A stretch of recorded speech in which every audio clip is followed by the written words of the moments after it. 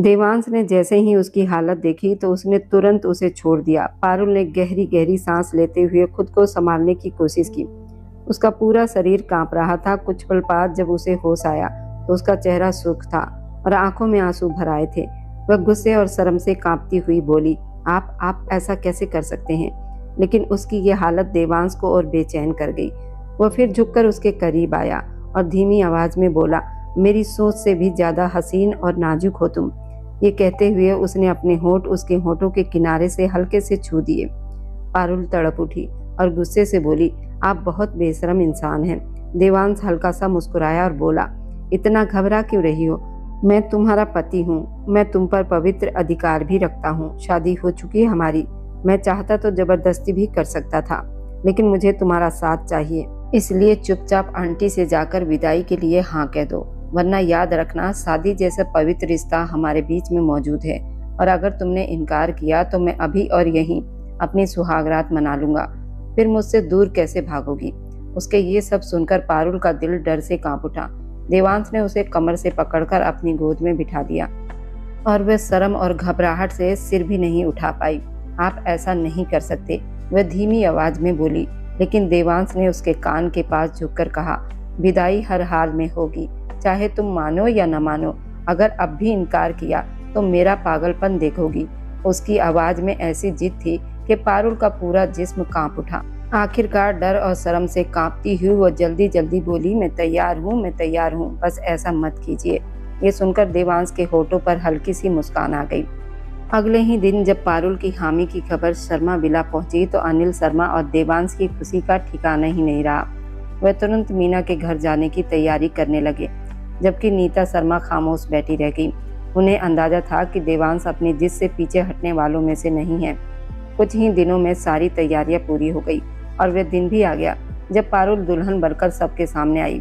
उसकी खूबसूरती देखकर सबकी सांसें थम गई। वो बेहद हसीन लग रही थी और उसी शाम वो विदा होकर शर्मा विला आ गई। लेकिन उसी घर के एक कमरे में शालिनी गुस्से से बोली, तुमने कहा था कि माही देवांश की दुल्हन बनेगी। तुमने वादा किया था कि ये शादी टिकेगी नहीं। इस पर नीता शर्मा ने उसका हाथ थामकर धीरे से कहा, सब्र करो, ज्यादा दिन नहीं टिकेगी ये शादी। बहुत जल्द देवांश को पता चल जाएगा कि अगवा होने के बाद उसके साथ क्या हुआ होगा। कोई मर्द ऐसी बात कैसे बर्दाश्त करेगा? जब सच सामने आ जाएगा तो देवांश खुद उसे छोड़ देगा। फिर देखना, मैं ही माही को इस घर की बहू बनाकर लाऊंगी। ये सुनकर शालिनी भी खामोश हो गई। उधर उसी रात जब पारुल दुल्हन बनकर अपने कमरे में दाखिल हुई तो गुलाब की खुशबू से भरा वह कमरा देखकर उसका दिल जोर जोर से धड़कने लगा। उसने कभी इतने सपने में भी नहीं देखे थे, लेकिन आज हर ख्वाब सच होने और टूट जाने के बीच खड़ा था। उसने इस पल के लिए जो सपने देखे थे वह जैसे टुकड़े टुकड़े होकर बिखर गए थे। उस रात के बाद से उसकी जिंदगी जैसे उजड़ गई थी और वह चाहकर भी अपने दिल के भाव देवांश शर्मा से कह नहीं पाई थी। गुस्से और दर्द से भरी वह अलमारी खोलकर अपना ज्वेलरी सामान बैग में रखने लगी और खुद से कहती जा रही थी, वह यहाँ से बहुत दूर चली जाएगी, ऐसी जगह जहाँ किसी की निगाहों में उसकी छुपी हुई नफरत और तिरस्कार न हो। वह सोच रही थी कि लोग उसे कभी स्वीकार नहीं करेंगे। फिर वह क्यों देवांश के परिवार की इकलौती बहू बनकर सबकी जिंदगी को बोझ बना देगी? इसलिए वह सबसे दूर चली जाएगी। वह अपनी आंखों से बहते आंसू पोंछ रही थी कि उसे अपने पीछे देवांश की मौजूदगी का एहसास हुआ। देवांश धीमे कदमों से उसके करीब आया और हल्की मुस्कान के साथ बोला, तो आज की इतनी खूबसूरत रात उसकी पत्नी उससे दूर भागने की तैयारी कर रही है। लेकिन अफसोस ये है, उसकी जानलेवा मोहब्बत अब उसे उम्र भर पीछा नहीं छोड़ने देगी। इतना कहकर वह धीरे से उसके करीब आया और उसके माथे पर प्यार से चुंबन दे दिया। पारुल घबराकर पीछे हट गई और बोली कि वह उसके करीब न आए और उसका पीछा छोड़ दे, क्योंकि वह उसके लायक नहीं है। उसने कहा कि जैसे सजे हुए कमरे में टूटा हुआ खिलौना अच्छा नहीं लगता, वैसे ही वह भी इस घर के लिए ठीक नहीं है। उसे अपनी हैसियत पता है और वह किसी की इस्तेमाल की हुई चीज जैसी खुद को महसूस करती है। फिर देवांश ने उसे क्यों अपनाया और क्यों उस पर इतना बड़ा एहसान किया? उसकी बात सुनकर देवांश का दिल जैसे कांच की तरह टूट गया और उसकी आंखें गुस्से और दर्द से लाल हो गई। उसने उसे पकड़कर अपने पास खींच लिया और बोला, वह क्यों नहीं समझती कि वह उससे बेहद प्यार करता है और उसे उसकी पवित्रता पर पूरा भरोसा है। वह कल भी उसकी थी और आज भी उसी की है। पारुल ने रोते हुए कहा, वह उसकी नहीं है और वह उसके लायक भी नहीं है। वह चाहती है कि देवांश उसे अभी और इसी समय छोड़ दे, लेकिन इससे पहले कि वह अपनी बात पूरी कर पाती, देवांश जोर से गरजा कि अगर वो एक शब्द भी आगे बोलेगी तो वह खुद को और उसे दोनों को खत्म कर देगा। उसके गुस्से से पारुल डरकर कांप उठी। देवांश ने उसे कसकर अपनी बाहों में भर लिया और उसकी गर्दन पर झुककर अपने गर्म होंठ रख दिए, जिससे वह सिहर उठी। उसके स्पर्श से पारुल का दिल तेज धड़कने लगा, उसका पूरा शरीर कांपने लगा। देवांश ने अपने दर्द और गुस्से को उसके करीब लाकर जैसे बाहर निकालना चाहा और उसे कसकर अपने पास रखकर उसके होंठों को चूम लिया। पारुल की सांसें तेज हो गई, वो घबरा गई। उसकी आंखों से आंसू बहने लगे, जबकि देवांश कई दिनों के बाद उसे इतने करीब पाकर जैसे अपने आप पर काबू खो बैठा। कुछ देर के बाद जब वो शांत हुआ तो उसने उसे अपने सीने से लगाए हुए कहा, उसके दिल का सुकून वही है और उसके बच्चे भी उसी से ही होंगे, इसलिए वह जितनी जल्दी ये बात समझ ले उतना उसके लिए अच्छा होगा। पारुल उसकी बात सुनकर चुप हो गई और उसकी आंखों से आंसू बहते रहे। कुछ देर के बाद वह थक कर उसकी बाहों में सो गई। अगली सुबह जब देवांश की आंख खुली तो उसने देखा कि पारुल अब भी उसकी बाहों में सो रही है। वह मुस्कुराया और बहुत धीरे से उसके माथे पर चुंबन दे दिया। फिर उसने उसकी बंद आंखों को देखा और उसके होंठों पर नजर ठहर गई। वह उसे छूना चाहता था, लेकिन उसकी इच्छा के बिना उसके करीब नहीं जाना चाहता था। फिर भी उसके दिल की बेचैनी बढ़ती जा रही थी। उसने धीरे से उसके गाल को छुआ और उसके माथे को चूम लिया। थोड़ी देर के बाद पारुल की आंखें खुल गई और दोनों की नजरें एक पल के लिए एक दूसरे से मिल गई। देवांश मुस्कुराया और धीरे से बोला, गुड मॉर्निंग, अब उठो और तैयार हो जाओ ताकि हम नीचे सबके पास चल सकें। वह ये नहीं चाहता था कि कोई भी उनके कमरे के अंदर की बातें जाने। इतना कहकर वह बाथरूम में चला गया। कुछ देर के बाद दोनों तैयार होकर नीचे आए तो वहां नीता शर्मा सोफे पर बैठी थी और उनके साथ उनकी दोस्त शालिनी भी थी, जो उन्हें गुस्से से देख रही थी। देवांश के चेहरे पर खुशी साफ दिखाई दे रही थी, जबकि पारुल सिर झुकाए खड़ी थी। दोनों ने अनिल शर्मा को झुककर नमस्ते किया, फिर नीता शर्मा को भी नमस्ते कहा। उनकी ठंडी नजरें पारुल के दिल को चुभ गई। अनिल शर्मा ने मुस्कुराकर कहा कि वे दोनों बैठकर नाश्ता करें। देवांश ने पारुल का हाथ पकड़कर उसे कुर्सी पर बिठाया। वह धीरे धीरे खाना खा रही थी और सामने बैठी दोनों महिलाओं की नजरों से घबराकर कांप रही थी। थोड़ी देर के बाद अनिल शर्मा ने देवांश से कहा कि उन्हें उससे एक जरूरी बात करनी है और वो बाद में उनके कमरे में आ जाए। देवांश उनके पीछे चला गया और पारुल अकेली रह गई। तब नीता शर्मा ने तिरस्कार भरी आवाज में कहा, वह अपनी जीत समझने की गलती ना करे और बेहतर होगा कि वह खुद ऐसे हालत पैदा करे कि देवांश उसे छोड़ दे। उन्होंने ताना मारते हुए कहा कि कौन जानता है उसे अगवा करने वालों ने उसके साथ क्या किया होगा और उनका बेटा ऐसी लड़की के साथ कैसे जीवन बिताएगा। ये सुनकर पारुल की आंखों से आंसू बहने लगे और उसने रोते हुए कहा, किसी ने उसे छुआ तक नहीं है और वह पूरी तरह पवित्र है। लेकिन नीता शर्मा ने उसकी बात पर भरोसा नहीं किया और उसे चेतावनी दी और देवांश की जिंदगी से दूर चली जाए। ये सुनकर पारुल रोती हुई अपने कमरे में चली गई। उसी शाम दिल्ली के एक बड़े होटल में उनके भव्य स्वागत समारोह का आयोजन था। पूरा हॉल असली फूलों से सजाया गया था और बहुत से मेहमान आए थे। पारुल सुर्ख लाल रंग का लहंगा पहने और हीरे के गहने से सजी बेहद सुंदर लग रही थी, लेकिन उसका दिल नीता शर्मा की बातों से दुखी था। देवांश उसके साथ हाथ पकड़े मंच पे बैठा था। उसी समय शालिनी और उसकी माँ नीता आंटी दूर खड़ी जलन भरी नजरों से पारुल को देख रही थी। तभी पारुल ने अचानक खड़े होकर कहा, वह सबके सामने एक सच्चाई बताना चाहती हैं। ये सुनकर सब चौंक गए। देवांश तुरंत उसके पास आया और धीरे से उसके कान में बोला, वह कोई भी ऐसी बात ना कहे जिसे सबके सामने उनकी इज्जत को ठेस पहुंचे। लेकिन पारुल ने हिम्मत करके कहा, सबको ये पता होना चाहिए देवांश ने उससे शादी करके कितना बड़ा एहसान किया है। देवांश ने तुरंत मुस्कुराते हुए सबको समझाया, पारुल की तबीयत ठीक नहीं है और वह भावुक हो गई है, इसलिए वो उसे कमरे में आराम करने के लिए ले जा रहा है। वह उसे लेकर होटल के कमरे में गया और गुस्से में पूछा, वो क्या करने जा रही थी। पारुल ने रोते हुए कहा कि वह उसके लायक नहीं है और उसे छोड़ देना चाहिए क्योंकि वह उसे खुश नहीं रख पाएगी।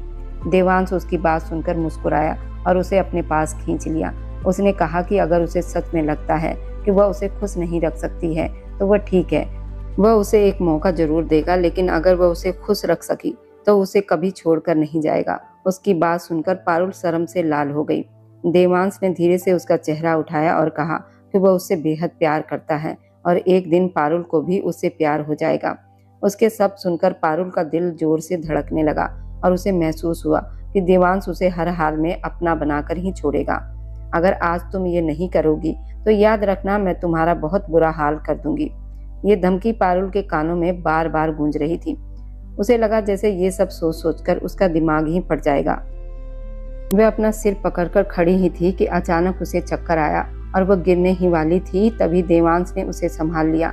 देवांश जानता था पारुल में इतनी हिम्मत नहीं है कि वह सबके सामने ये सच्चाई बता सके, लेकिन बंद कमरे में जो धमकी दी गई थी उसका असर आज रात जरूर दिखाई देगा, ये बात वह समझ रहा था।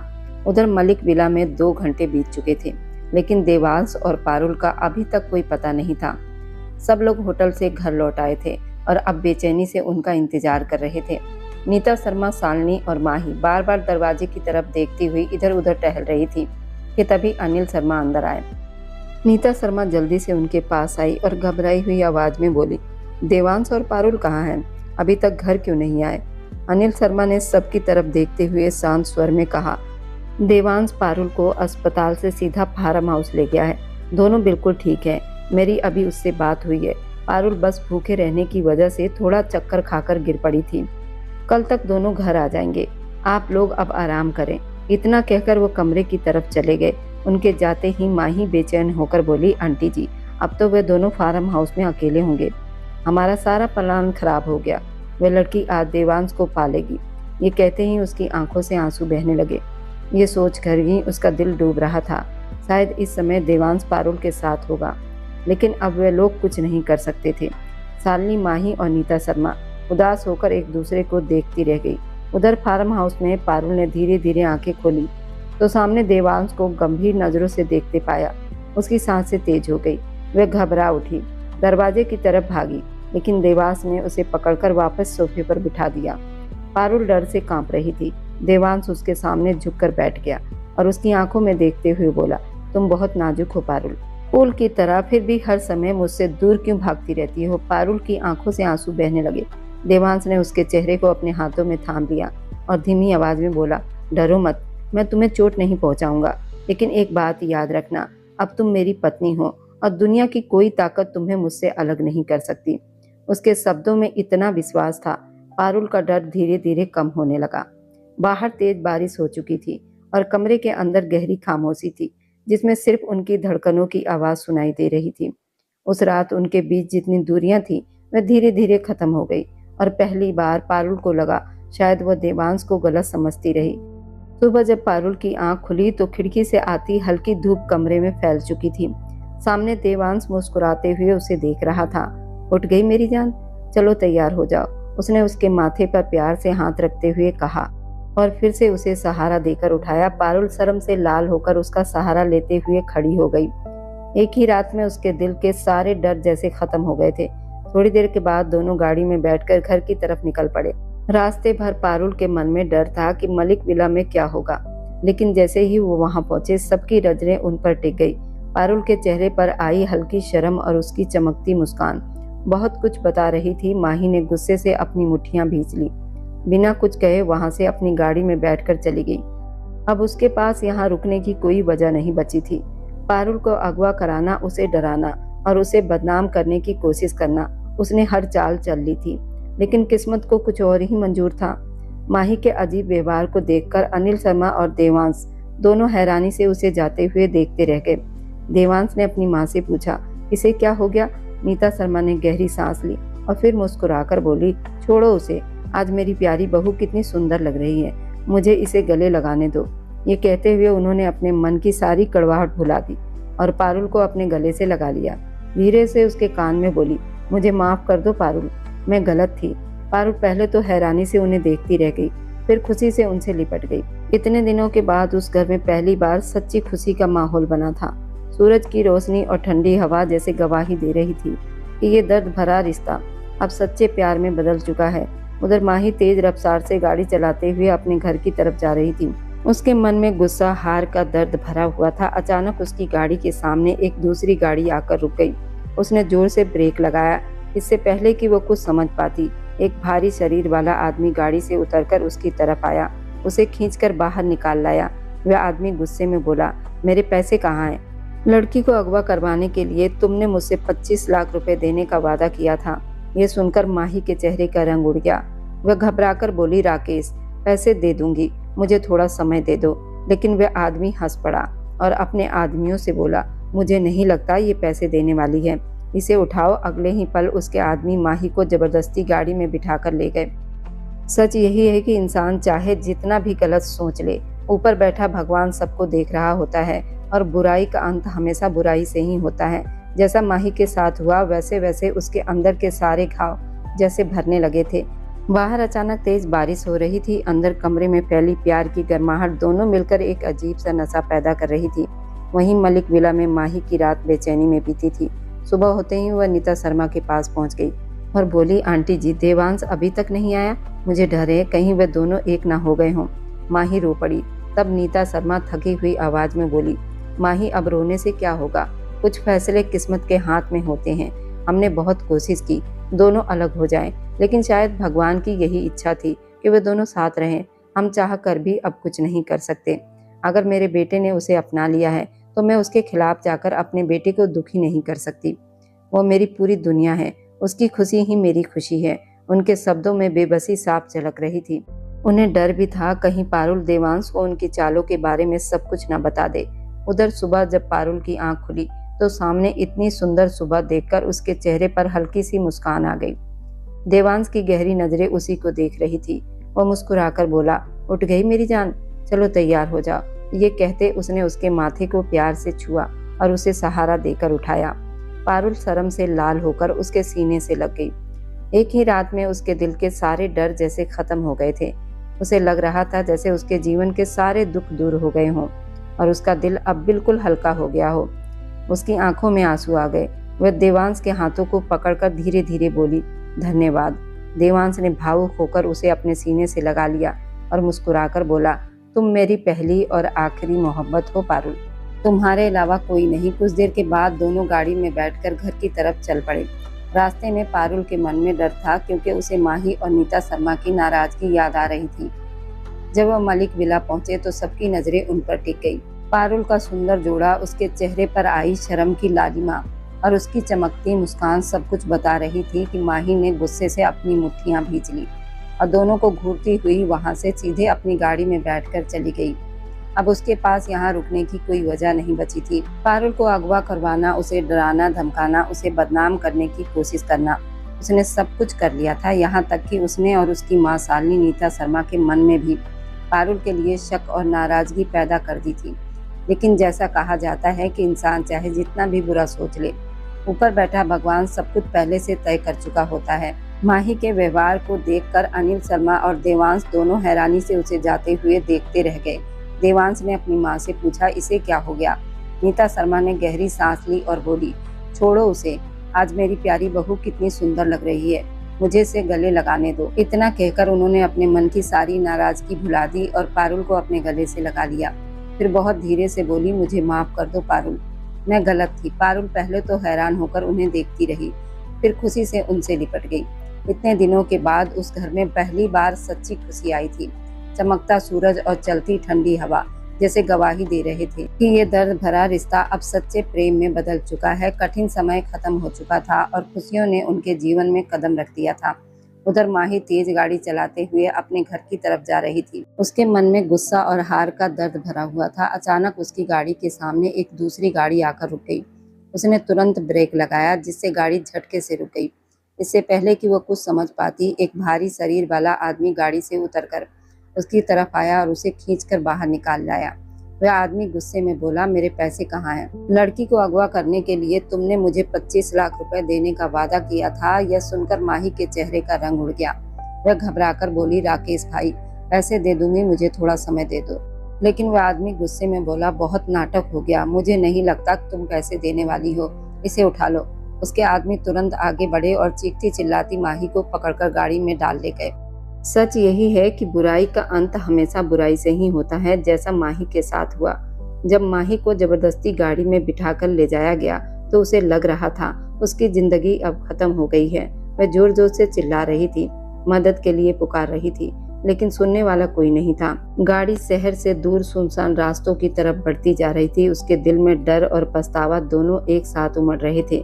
उसे पहली बार एहसास हो रहा था किसी की जिंदगी बर्बाद करने की साजिश के चक्कर में उसने कितना बड़ा पाप किया है।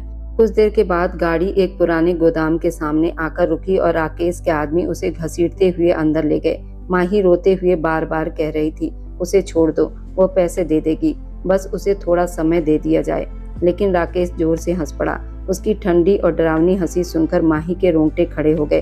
तभी अचानक गोदाम के बाहर एक गाड़ी आकर रुकी और दरवाजा खुलते ही अंदर जो आदमी आया उसे देखकर माही की आंखें फटी की फटी रह गई, क्योंकि सामने देवांश खड़ा था। माही के होंठ कांपने लगे और वह हकलाते हुए बोली कि तुम यहाँ कैसे?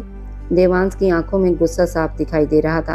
वह धीरे धीरे उसकी तरफ बढ़ा और ठंडी आवाज में बोला कि तुम्हें लगा था कि तुम्हारी हर चाल मुझे पता चलेगी? माही के पैरों तले से जमीन खिसक गई। देवांश ने उसकी तरफ देखते हुए कहा, जिस दिन तुमने पारुल को अगवा करने की कोशिश की थी उसी दिन मुझे पता चल गया था। बस मैं सही समय का इंतजार कर रहा था ताकि तुम्हारी सच्चाई सबके सामने आ सके। ये सुनकर माही वहीं जमीन पर बैठ गई और रोते हुए बोली कि उससे गलती हो गई है। वह सिर्फ देवांश से प्यार करती थी, लेकिन देवांश की आंखों में जरा भी नरमी नहीं थी। उसने शांत लेकिन कठोर आवाज में कहा कि प्यार कभी किसी की जिंदगी बर्बाद करने की कोशिश नहीं करता। प्यार बचाता है, तोड़ता नहीं। तभी बाहर से पुलिस की गाड़ियों की आवाज आई और कुछ ही पलों में पुलिस अंदर आ गई। राकेश और उसके आदमी भागने की कोशिश करने लगे, लेकिन पुलिस ने उन्हें वहीं पकड़ लिया। माही की सारी चालें उसी के सामने बिखर चुकी थी। लेकिन तभी अचानक माही जोर जोर से हंसने लगी। उसकी अजीब हंसी सुनकर वहां खड़े सभी लोग हैरान रह गए। वह पागलों की तरह हंसते हुए देवांश की तरफ देखने लगी और बोली कि तुम लोग सोचते हो कहानी खत्म हो गई। नहीं देवांश, असली खेल तो अभी शुरू हुआ है। ये कहते हुए उसने धीरे से कहा कि एक बार घर जाकर अपनी प्यारी पारुल से पूछना कि वह सच में उतनी ही मासूम है जितनी दिखाती है। ये सुनते ही देवांश कुछ पल के लिए चुप हो गया और उसके चेहरे पर पहली बार उलझन दिखाई दी। पुलिस माही को पकड़कर गाड़ी में बैठाकर ले गई, लेकिन उसके कहे हुए सब देवांश के दिमाग में बार बार गूंज रहे थे। उधर उसी समय मलिक विला में पारुल खिड़की के पास खड़ी आसमान की तरफ देख रही थी। उसके चेहरे पर हल्की सी मुस्कान थी, लेकिन उसकी आंखों में एक ऐसा रहस्य छिपा हुआ था जिसे शायद कोई समझ ही नहीं सकता था। और यहीं आकर ये कहानी एक ऐसे मोड़ पर रुक जाती है जहाँ से हर सुनने वाले के मन में एक ही सवाल उठता है, क्या माही जाते जाते सिर्फ झूठ बोल गई थी, या सच में पारुल के दिल में भी कोई ऐसा राज छिपा है जो एक दिन सबकी जिंदगी को हिलाकर रख देगा? हाँ, माही ने जो कहा था वह आधा सच था, क्योंकि पारुल सच में एक ऐसा राज अपने सीने में दबाए बैठी थी जिसे इस घर में कोई नहीं जानता था। उस रात जब वो अचानक गायब हुई और फिर लौट कर आई, हर किसी के मन में शक था, मगर असल सच्चाई किसी को पता नहीं थी। उसके साथ किसी ने कुछ गलत नहीं किया था, लेकिन उसी रात एक कमजोर पल में देवांश खुद को रोक नहीं पाया था और वही पल आज उसकी जिंदगी की सबसे बड़ी सच्चाई बन गया था। पारुल उसके बच्चे की माँ बनने वाली थी। उसकी तबीयत बिगड़ने लगी, उल्टियाँ, बेचैनी, दिल में एक डर, कहीं उस रात उसके साथ कुछ गलत तो नहीं हुआ। यही सोच उसे अंदर ही अंदर तोड़ रही थी। इसलिए उसने चुपचाप अस्पताल जाकर टेस्ट करवाया। जब रिपोर्ट उसके हाथ में आई तो उसकी सांसें थम गई। सच साफ था, ये बच्चा देवांश का ही था। ये जानकर उसे सुकून भी मिला और डर भी, क्योंकि ये सच अगर बाहर आ जाता तो कई रिश्ते टूट जाते। इसलिए उसने इसे अपने दिल में दफन कर लिया। देवांश सब जानता था, हर बात से वाकिफ था, मगर वह भी खामोश रहा, क्योंकि सच बोलना आसान नहीं था, खासकर तब जब पूरा घर उस एक सच से बिखर सकता था। मगर माही, उसने इस खामोशी को हथियार बना लिया। उसे सब पता चल चुका था और उसने उसी सच को मोड़कर झूठ की शक्ल दे दी। उसने घर में जहर घोलना शुरू किया। ये बच्चा किसी और का है, पारुल ने धोखा दिया है। हर शब्द एक तीर की तरह था जो पारुल के दिल को चीर रहा था। लेकिन माही ये भूल गई, ये झूठ चाहे जितना भी मजबूत क्यों न लगे, सच्चाई के सामने टिक नहीं सकता। और देवांश का यकीन उस सच्चाई की सबसे बड़ी ताकत था। उसे पता था पारुल वैसी नहीं जैसी उसे साबित किया जा रहा है। वह जानता था कि पारुल सिर्फ उसकी है और वो हमेशा उसी की रहेगी। आखिरकार वह दिन भी आया जब सच खुद सामने आया, बिना किसी सफाई के, बिना किसी शोर के, और उस पल हर नजर झुक गई। माही की चाल उसी पर भारी पड़ गई और पारुल की खामोशी उसकी सबसे बड़ी गवाही बन गई। कहानी यही खत्म नहीं होती, बल्कि यही अपना असली मतलब छोड़ जाती है। झूठ चाहे जितना भी फैल जाए, सच को बस एक मौका चाहिए होता है सामने आने का, और जो रिश्ता भरोसे की नींव पर रखा हो उसे कोई भी साजिश कभी तोड़ नहीं सकती। और मेरी वीडियो जहां कहीं से भी आप लोग देखते हैं, कमेंट में अपने शहर और राज्य का नाम ज़रूर बताएं। मुझे आप लोगों के कमेंट पढ़ने में बहुत आनंद आता है और मैं उन सभी का बहुत बहुत धन्यवाद करना चाहती हूँ जो लोग मेरी वीडियो को देखते हैं, लाइक करते हैं और शेयर करते हैं। अगर आपको आज की कहानी पसंद आई है तो वीडियो को ज़रूर लाइक कीजिएगा और अपने दोस्तों के साथ शेयर भी कीजिएगा। और हाँ, अगर आपने अभी तक हमारे चैनल को सब्सक्राइब नहीं किया है तो सब्सक्राइब कर लीजिए। मिलते हैं हम अपनी कल की एक और नई दिलचस्प कहानी के साथ। खुश रहिए, स्वस्थ रहिए, हमेशा मुस्कुराते रहिए।